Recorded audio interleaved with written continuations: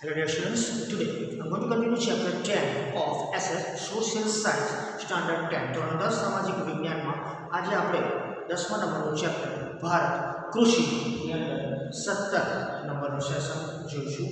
અગાઉના જે 16 સેશન જોયું એની અંદર અલગ અલગ પ્રકારની માહિતી તમારા સુધી પહોંચતી થાય છે કૃષિને લગતી, જે ભારતમાં ખેતીને લગતી જે પણ માહિતી છે, જેટલા પણ પાક થાય છે એમાં કઈ કઈ રીતે આપણે સુધારા કરવા જોઈએ એની શરૂઆત પણ આપણે કરી ચૂક્યા છીએ. એમાં પહેલાં જે સુધારા તરીકે આપણે જોયા હતા એ ટેકનિકલ સુધારા હતા, એટલે કૃષિમાં બે પ્રકારના સુધારા થાય છે અત્યાર સુધી આપણા ભારત દેશમાં. એમાં ટેકનિકલ સુધારાઓ છે અને બીજા સુધારા જે આજે આપણે જોવાના છે એ છે સંસ્થાકીય સુધારા.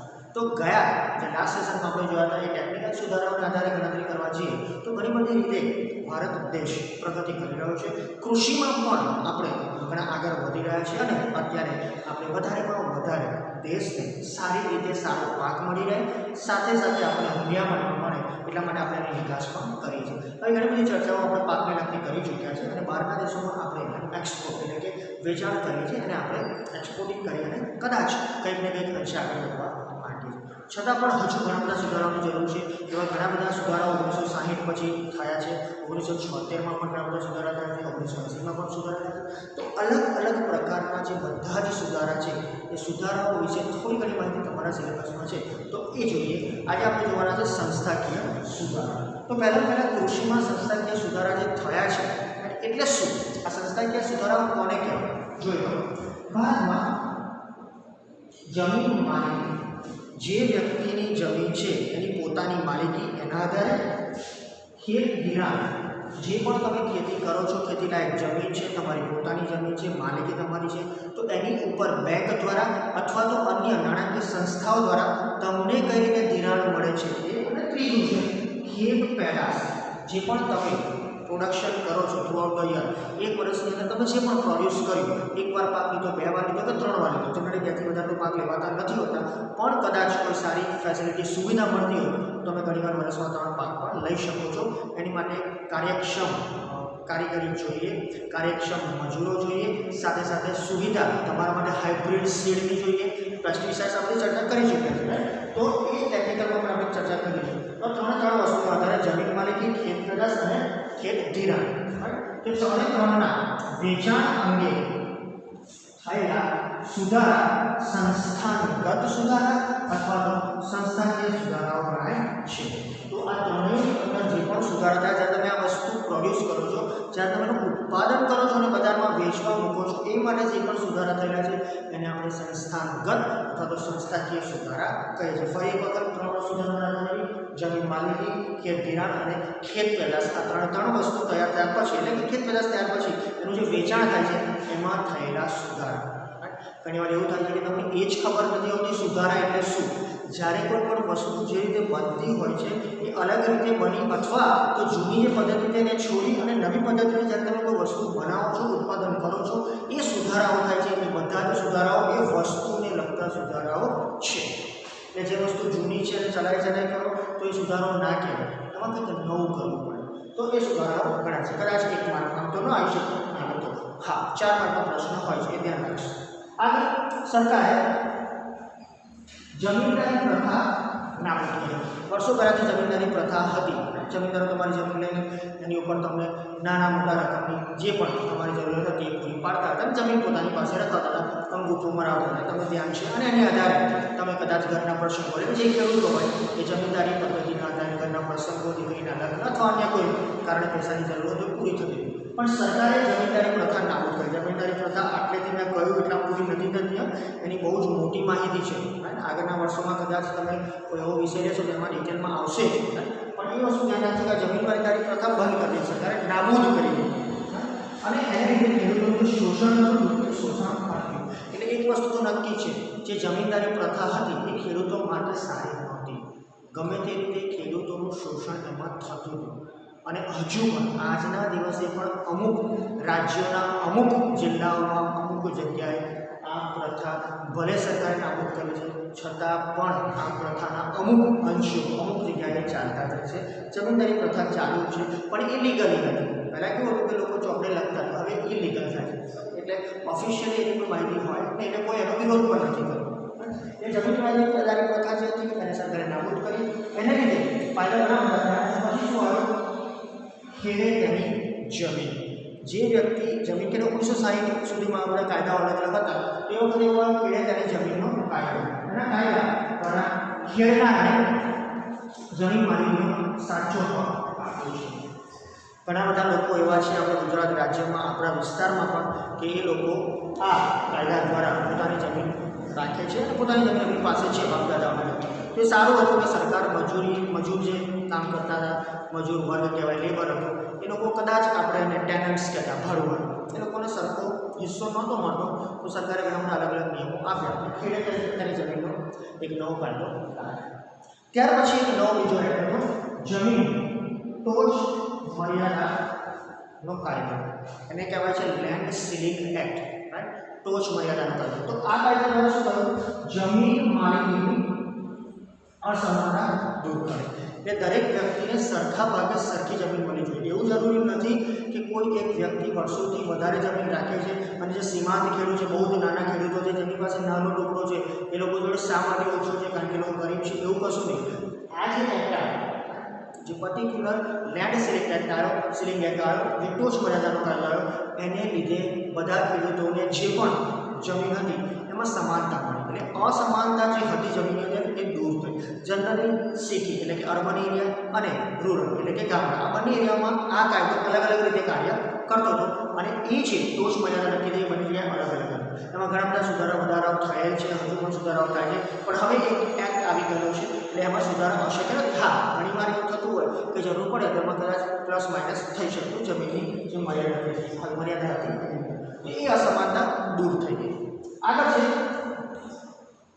આ પોઈન્ટ અલગ અલગ છે. તમારે જે પણ પોઈન્ટ તમે લખો જ્યારે પરીક્ષામાં, તો પ્રયત્ન કરવાનો કે સરખી રીતે બધા પોઈન્ટ કવર થાય. ઘણીવાર એવું થતું હોય કે 4 પોઈન્ટના પ્રશ્ન 4 પોઈન્ટ લખી તમે કદાચ પૂરું કરો, પણ ઘણીવાર એવું પણ થાય કે 4 પોઈન્ટમાં કદાચ તમે પૂરી માહિતી ના પણ આપો. હવે આ એક લાઈનનું છે એટલે તમને સીધે એક માર્ક ન મળી જાય. એટલે તમારે બને ત્યાં સુધી 6-7 પોઈન્ટ લખવા. અહીં 9 એવા પોઈન્ટ છે, 6-7 પોઈન્ટ લખી શકો.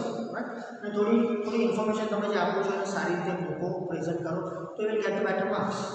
ચલો આગળ વધીએ. Kisan credit card. સરકારે બહુ સરસ રીતે નાણાકીય સંસ્થાઓ અને ઘણી બધી નેશનલાઇઝ બેંક, જે રાષ્ટ્રીય બેંકો છે એના દ્વારા તમને માહિતી આપી છે. તમે ત્યાં એકાઉન્ટ ખોલાવો તો તમને આગળ કદાચ તમારા જે ખેતી લાયક પેદાશો છે એની માટે લોન પણ લઈ શકો છો. તો જોઈ લો કિસાન ક્રેડિટ કાર્ડ. તમને એવું થાય છે કે જે ખેડૂતો હોય છે ગામડાકીય લેવલમાં, જે કદાચ એમને કોઈ કાર્ડનું નોલેજ ન હોય, ઘણીવાર એ લોકો એકાઉન્ટ ખોલાવી જોડે પ્રોપરલી હેન્ડલ નથી કરી શકતા, તો સરકાર એની માટે પણ મદદ કરતી જ હોય છે. તો કિસાન ક્રેડિટ કાર્ડ દ્વારા અને રાષ્ટ્રીય નેશનલાઇઝ બેંક અને સહકારી બેંકો, કોઓપરેટિવ બેંકો છે, જે તે જગ્યાએ ચાલે છે. અત્યારે એનું પ્રમાણ ઓછું થઈ ગયું છે. તો બંને બેંકો, રાષ્ટ્રીય બેંકો અને સહકારી બેંકો દ્વારા ખેડૂતોને આર્થિક મદદ અથવા આર્થિક સહાય માટે કૃષિ ધિરાણ આપવામાં આવે છે. એટલે જો કોઈ ખેડૂત કદાચ ખેતી કરવા માંગતો હોય, એની પાસે ખેતી કરવા માટેની ખેતીલાયક જમીન હોય, છતાં પણ એ કદાચ કોઈ ધરું પાક કરી શકે, ધરું કદાચ એની પાસે લાવવાની કદાચ કેપેસિટી નથી, તો સરકાર એને કોઈને કોઈ રીતે આ નાણાકીય સંસ્થાઓ બેંકો દ્વારા મદદ કરતી હોય છે. એ ક્રેડિટ કાર્ડ દ્વારા પણ આપે છે. ક્રેડિટ કાર્ડ એટલે એકવાર તમારે તમારું ખાતું ખોલાવી દેવાનું, એના આધાર ઉપર કદાચ તમે સારા એવા બેનિફિટ લઈ શકશો. અથવા તો રાષ્ટ્રીય બેંકો છે તો એના દ્વારા તમને એટલે કે ખેડૂતોને કૃષિને લગતું ધિરાણ મળે છે અને એની અંદર સરકાર સબસિડી પણ આપે છે. પછી આપણે જોઈએ છીએ આગળનો નંબર, સરકાર બિયારણ સીડ્સ ધરું કહીએ સાદી ભાષામાં, બિયારણ અને ખાતરો તથા જંતુનાશક દવાઓ. એ વસ્તુ ખાસ યાદ રાખજો. આપણે એવા દેશમાં રહીએ છીએ જ્યાં અલગ અલગ પ્રતિભાવો, અલગ અલગ વિચારો રજૂ થાય છે. કોઈ એવું કહે છે કે જંતુનાશક દવાઓનો ઓછો ઉપયોગ કરવો જોઈએ, સામે ખેતીની પેદાશો વધારવા માટે, આપણા દેશની વસ્તી પ્રમાણે જે માંગને પહોંચી વળવા માટે આપણે ઉત્પાદન વધારે કરવું જરૂરી છે. એટલે આપણે બંને વસ્તુને એક્સેપ્ટ કરવી જ પડે. જરૂર નથી કે તમે એક જ વસ્તુ, હાઇબ્રિડ વસ્તુનો ઉપયોગ ના કરો અને કદાચ જંતુનાશક દવાનો ઉપયોગ ઘટાડો અને ઉત્પાદન વધારો કોઈ બીજી રીતે ઓર્ગેનિક જૈવિક રીતે તો અમારે બનાવે છે. એ અમુક વિસ્તારો પૂરતું મર્યાદિત રહેતું હોય છે, ભાવ પણ વધારે છે. આગળ વધીએ. સરકાર બિયારણ અને ખાતરો દ્વારા તથા જંતુનાશકો દ્વારા પાક વધારતી હોય છે. તો આ જ બિયારણ, ખાતરો અને જંતુનાશક દવાઓ ખરીદવા માટે સબસિડી અને આર્થિક મદદ. સબસિડી તમે જાણો છો એક પ્રકારની એક રકમ મળે છે અને ચૂકવણી માટે તમારે અમુક પર્સન્ટેજ ચૂકવવાના રહેતા નથી. સાદી ભાષામાં કહીએ તો જે તમારી લોન છે એ લોનની ચૂકવણીમાં 30%, 20%, 10% જે સરકારે નક્કી કર્યું છે જે તે વસ્તુ માટે એક આપી તમારે સરકારને આપવાના હોય છે 70%. અને ઘણીવાર એ સબસિડી રકમ તમારા માટે ઘણા અલગ ઉપયોગમાં પણ લેવાતી હોય છે. સો એની માટે સરકાર સબસિડી આપે છે અને આર્થિક મદદ પણ કરતી હોય છે. ધિરાણ કરે છે એની સાથે સાથે આ ખરીદવા માટે પણ સરકાર તમને મદદ કરે છે. હા, એની માટે પાક ઊભો હોવો જોઈએ. ઘણીવાર તો તમે બિયારણ લઈ લો છો તમારા પાસે પણ ખાતરના જંતુનાશક દવાઓ લેવાના પૈસા નથી હોતા, પાક બગડી જવાની શક્યતા હોય તો સરકારનો ઓફિસર અધિકારી આવીને જોશે, પછી તમને એના પૈસા જરૂરથી પાસ કરી આપશે લોન સ્વરૂપે અથવા તો અન્ય આર્થિક મદદ સ્વરૂપે. પ્રધાનમંત્રી આવે છે પાક વીમા યોજના, પ્રાઇમ મિનિસ્ટર ક્રોપ સ્કીમ. આ જે યોજના છે હમણાં જ થોડા સમય પહેલાં આ યોજના હેઠળ ઘણા બધા ખેડૂતોને ફાયદો પણ કરી આપવામાં આવ્યો હતો. સો આ યોજના છે પ્રધાનમંત્રી પાક વીમા યોજના. પાક વીમા યોજના ગુજરાતમાં પણ ચાલે છે. ગુજરાત સરકાર દ્વારા એમને જે પણ માહિતી છે સમયાંતરે તમારા સુધી ખેડૂતો સુધી પહોંચતી થતી હોય છે. તો આ યોજના શું થાય છે તો ખેડૂતોને ખેતી પાકો જે પણ ખેતીના પાક ઊભા થઈ ગયા છે એને વીમાકીય રક્ષણ આપવામાં આવે છે. હમણાં જ પાછલા અમુક દિવસોમાં વધુ વરસાદને કારણે ઘણા બધા પાકનું નુકસાન થાય છે. તો એની સામે સરકાર અમુક પ્રકારની રકમ તમને વીમાકીય કવચ રૂપે પૂરી પાડતું હોય છે. આ વીમાકીય રક્ષણ ક્યારે ઊભું થાય જ્યારે તમારો પાક થઈ ગયો ત્યારે ઘણીવાર એની અંદર પણ અલગ પ્રકારની રીતે એને રજૂઆત કરવામાં આવી અને પાકનું રક્ષણ કરવામાં આવતું છે. એ અલગ બાબત છે, આપણે ધ્યાનમાં નથી લેતા. પણ ધ્યાન રાખવાની વાત છે તમારા પાકનું રક્ષણ થવું જોઈએ, નહીં ફક્ત ને ફક્ત વરસાદથી. રાઈટ, ઘણીવાર અન્ય રીતે પણ પાકને નુકસાન થતું હોય છે. રાઈટ, ઘણીવાર નૈસર્ગિક, ઘણીવાર એવી કુદરતી આફતો પણ આવી જતી હોય છે. ઘણીવાર કૃત્રિમ રીતે અમુક પ્રાણીઓ, નીલગાયનું તમે જાણો છો ભૂંડ, તીડ, આ બધી વસ્તુઓથી પાકને નુકસાન થતું હોય છે. તો ઘણીવાર એ વસ્તુ કુદરતી છે, ઘણી કૃત્રિમ હોય છે. તો એમાંથી બહાર આવવા માટે વીમા રક્ષણ જરૂરી છે. તો વીમો તમે ભરી શકો અને સરકાર એનો ફાયદો આપી શકે. તો આ પાક વીમા યોજના દરેક ખેડૂતે લેવી જોઈએ, હોય જ છે. આગળ દુષ્કાળથી વધુ વરસાદ. પાછલા ઘણા વર્ષોથી મેં કે તમે તો કોઈ પ્રકારનો દુષ્કાળ તો જોયો નથી. ભગવાનની મહેરબાનીથી આપણે જ્યાં રહીએ છીએ ત્યાં વધુ પડતો વરસાદ આ વર્ષે તો થઈ જ ગયો છે. રાઈટ, 150% કરતાં વધુ વરસાદ છે અને ખરીફ પાકનું વાવેતર 102% થયું છે. યાદ રાખજો, આ વર્ષની વાત છે. રાઈટ, એટલે આમ જોવા 102 થી 112 છે રેશિયો કાઢો તો 100%ની ઉપર છે. સારું કહેવાય કે દર વર્ષ છેલ્લા 3 વર્ષોમાં થાય છે. છેલ્લા 3 વર્ષોથી તમે જો 17, 18, 19, 20 આ 3 વર્ષોની અંદર ખેત પેદાશોનું વાવેતર બહુ જ સારી રીતે 100%થી ઉપર ખરીફ પાકનું થયું. અને જો ખરીફ પાકનું વાવેતર સારું થાય તો આપણું વર્ષ સારું રહે એવું આપણે સમજીએ છીએ. તો સાદી ભાષામાં કહીએ તો વધુ પડતો વરસાદ અથવા તો દુષ્કાળ થાય ત્યારે પાક નિષ્ફળ જાય તો સરકાર દ્વારા ખેડૂતોને અથવા ખેડૂતોને આર્થિક સહાય કરવામાં આવે છે. ખેડૂત જનરલી આર્થિક રીતે પાયમાલ ન થઈ જાય, કારણ કે એની જે પણ વ્યવસાયને લગતી અથવા તો પોતાનું જે ઓક્યુપેશન છે એ જ છે. તો બીજી ક્યાંથી એની ઇન્કમ જનરેટ કરવાનું છે, એની બીજી કોઈ આવક નથી. એટલે ઊભો પાક કદાચ એનો ખલાસ થઈ જાય વધુ વરસાદને કારણે, દુષ્કાળ છે તો પાક ઊભો થવાની શક્યતા જ નથી. તો એ વખતે ખેડૂતોને સરકાર આર્થિક સહાય કરતી હોય છે. રાઈટ, હમણાં પણ પાછલા 6 મહિનામાં સરકારે ખેડૂતોને પોતાના સરકારના જે પણ પેકેજ જાહેર કર્યું એની અંદર દરેક ખેડૂતના ખાતામાં અમુક નિશ્ચિત રકમ મૂકેલી છે. રાઈટ, એપ્રિલ, મે, જૂન, જુલાઈ સુધી 4 મહિના સુધી રકમ મૂકેલી હતી. અમુક સમયાંતરે મૂકેલી. તો ખેડૂતોને આર્થિક સહાય થતી હોય છે. સાથે સાથે માર્કેટ યાર્ડ, રાઈટ, એની થોડી ડિટેલ તમારા સિલેબસમાં નથી પણ મેં લીધી છે. રાઈટ, એ આપણે જોઈશું શા માટે લીધી છે પણ ખબર નથી. પણ માર્કેટ યાર્ડ જે છે એપીએમસી, રાઈટ, તો માર્કેટ યાર્ડમાં ખેત પેદાશોના વેચાણમાં કાયદાકીય જોગવાઈ કરી. ખેત પેદાશોને ઘણીવાર શું થતું હોય, ખેડૂત પોતાની ખેત પેદાશ બજારમાં વેચવા જતો હોય તો સારો ભાવ નથી મળતો. એટલે સરકાર એપીએમસી, રાઈટ, જે માર્કેટ યાર્ડ ખોલ્યા છે એટલે જ ખોલ્યા છે ત્યાં ખુલ્લી હરાજી. એટલે ખેત પેદાશોનું જે વેચાણ થાય છે એ વેચાણમાં કાયદાકીય જોગવાઈ, એક નિશ્ચિત ભાવ, એ નિશ્ચિત ભાવ ક્યારે થાય, ખુલ્લી હરાજી. એ નિશ્ચિત ભાવ અથવા તો એ કાયદાકીય જોગવાઈ કરી ખુલ્લી હરાજી પ્રક્રિયા કરી અને એને વ્યાપક. ખુલ્લી હરાજી એટલે આની અમુક સિસ્ટમ હોય છે, કદાચ ખેડૂતો તો જાણતા હશો તમે, હાથ નાખીને હાથ મિલાવીને એટલે કે ભાવ નક્કી થતા હોય છે. એ જે ભાવ નક્કી થતા હોય છે એ ખુલ્લી હરાજીથી ઘણીવાર ઓપન પણ થતી હોય છે. ઓપન ઓપ્શન પણ કહેવાય છે. અને એ ઓપ્શનમાં ભાવ બહાર પડતા હોય છે. એનાથી ખેડૂતોને ઘણીવાર ફાયદો થતો હોય છે, ઘણીવાર નુકસાન પણ જાય છે. આગળ ખેડૂતોને ખેત પેદાશોની જે પણ માહિતી હોય છે એના આધારે એ ખેત પેદાશ કરતો હોય તો એ ખેત પેદાશોના પોષણક્ષમ ભાવ મળી રહે તે માટે સહકારી મંડળીઓ હવે ઘણીવાર સહકારી મંડળીઓ તમને સહાય કરતી હોય તમારા પોષણક્ષમ જે પણ ખેત પદાર્થો છે એના પોષણક્ષમ ભાવો પણ મળે, વસ્તુ સારી હોય તો ભાવ પણ સારો, પણ ઘણીવાર ઇન્ટરમીડિયેટ્સ જેને આપણે વચેટિયા લોકો કહે છે, બ્રોકર્સ હોય છે, એ કદાચ તમારા સુધી પૂરતો ભાવ પહોંચવા રહેતા નથી હોતા. આપણે કોઈનો વિરોધ નથી, પણ માર્કેટ યાર્ડનો ઉપયોગ કરી અને કદાચ તમે સીધે સીધું વેચાણ કરી શકો. દરેક જણ પોતાના માટે જ કાર્ય કરતું હોય છે, એટલા માટે કદાચ એ પોતાનો ભાવ લઈને પણ બધામાં વેચાણ કરી આપતું હોય છે, એ એમની વસ્તુ. તો પોષણક્ષમ ભાવ મળી રહે એટલા માટે સહકારી મંડળીઓ ખોલે છે, સરકારે સભ્ય બનવું પડે. સાથે સાથે ખરીદ વેચાણ સંઘ છે, દરેક રાજ્યમાં દરેક જિલ્લા કક્ષાએ સેન્ટર છે એનું ખરીદ વેચાણ સંઘ, ત્યાં તાલુકા વેચાણ સંઘ, જિલ્લા વેચાણ સંઘ છે, એના સભ્ય બની શકાય. દરેક જિલ્લાનું સભ્ય આમ તો હોય જ છે. હજી સરકારી ધોરણે એને આપણે વેરહાઉસીસ કહે છે, સારી ભાષામાં કહીએ તો એવી જગ્યાએ તમે વસ્તુ સ્ટોર કરી શકો, સ્ટોર રૂમ કરી શકો. પણ ગોદામ એટલા માટે ક્વોન્ટિટી વરસાદ આવેલું નુકસાન ન થવું જોઈએ. ઘણી વાર એવું થાય કે શિયાળાનો ટાઈમ આવે અને ઘઉં કાઢ્યા હોય અને સવારમાં ઝાકળ પડે તો ઘઉં બગડીમાં જતા હોય, પણ ઘઉં માટે એ સવારના ઝાકળ જ્યારે ઉગેલા હોય ત્યારે જરૂરી પણ છે, તો એ ગોદામમાં મૂકી શકાય છે. શીતગૃહો જેને આપણે કોલ્ડ સ્ટોરેજ કહીએ છીએ, ઘણી બધી વસ્તુમાં ત્યાં જરૂરી છે શીતગૃહો, એની માટે પણ સરકાર તમને મદદ કરતી હોય છે. પરિવહન બહુ ડિટેલમાં આપણે ચેપ્ટર જોઈ ગયા છે, ચૌહાણ આપણને તમને ખબર છે પરિવહન શું છે, અને સાથે સાથે પરિવહન ત્યાં ખેતી અને શું કહેવાય છે. તમે જાણો છો એક વસ્તુ જ્યારે પ્રોડ્યુસ થઈ ગયું છે, એટલે ટોટલ ઉત્પાદન થઈ ગયું છે વસ્તુનું અને ત્યાંનું ત્યાં જ પડી રહે છે, અને જો લેન્ડ ટ્રાન્સપોર્ટેશન કે પરિવહનની વ્યવસ્થા નથી તે વસ્તુ ટૂંક સમયમાં અમુક સમય દરમિયાન કદાચ ઉપયોગમાં ન હોય તો બગડી જવાની શક્યતા રહે છે. એટલે એની માટે પણ સરકાર મદદ કરે છે. જો તમારે ટ્રેક્ટર ના હોય તો સરકાર સબસિડી આપતી હોય છે, ખેડૂતની વાત છે. સાથે સાથે સંદેશા વ્યવહાર આપણે જોઈએ તો સંદેશા વ્યવહારની સુવિધા પણ સરકાર પૂરી પાડે છે. તો અલગ અલગ હવે તો એપ પણ આવી ગઈ છે, ટીવી ચેનલ પણ દેખાય છે, જ્યારે ખેડૂતોની કિસાન ડીડી કિસાન નામની ચેનલ છે, આપણે માહિતી લીધી ગયા વખતે. સાથે સાથે કિસાન એપ પણ આવી ગઈ છે, રાઈટ. તો આ બધી વસ્તુઓથી સરકાર ખેડૂતોને સારા ભાવ આપતી હોય છે. આગળ છેલ્લું છે ખેડૂતો પાસેથી ખેત પેદાશની સરકારે નક્કી કરેલા પોષણક્ષમ ટેકાના ભાવ.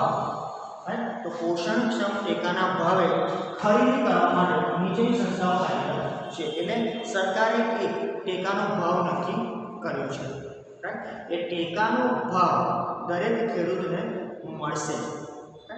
ફોર એક્ઝામ્પલ તમાકુ 750.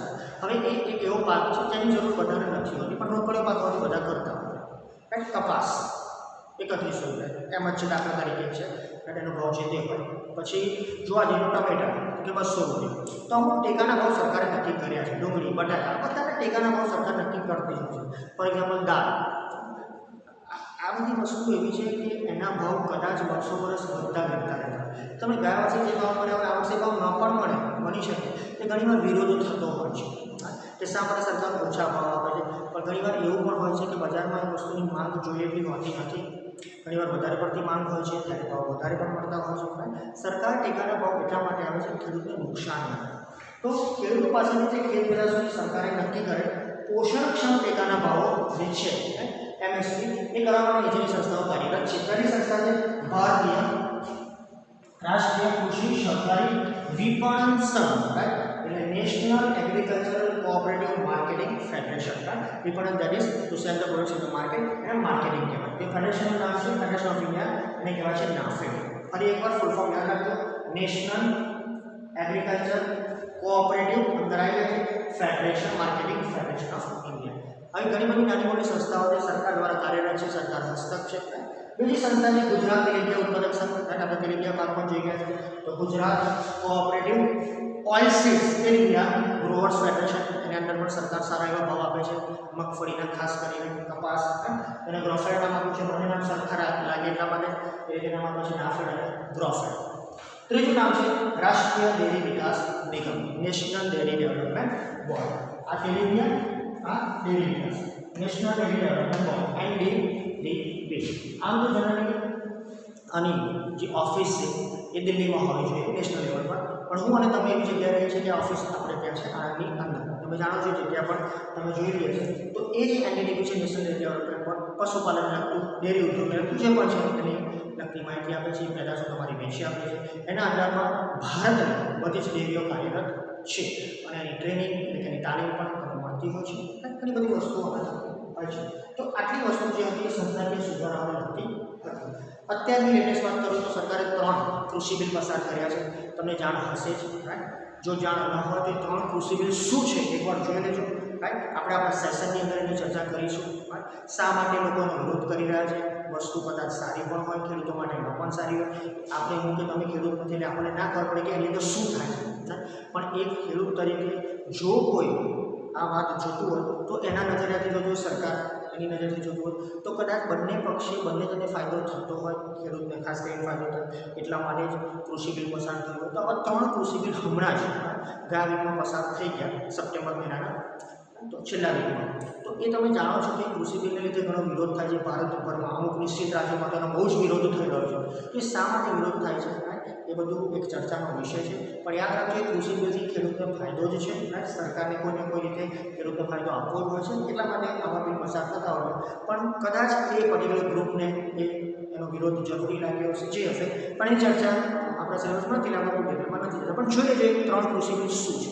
આગળ વધે મેં એપીએમસીની વાત કરી, અહીંયા કરી માર્કેટ યાર્ડ. તો તમારે એનું સભ્ય બનવું જરૂર છે. એપીએમસી શું છે? દરેક જે જિલ્લો હોય છે એ જિલ્લામાં તાલુકા કક્ષાના બધા જ ગામોને લગતું એક માર્કેટ ગોઠવાય છે, એગ્રીકલ્ચરલ પ્રોડ્યુસ માર્કેટ કમિટી અથવા તો ખેત ઉત્પાદન બજાર સમિતિ.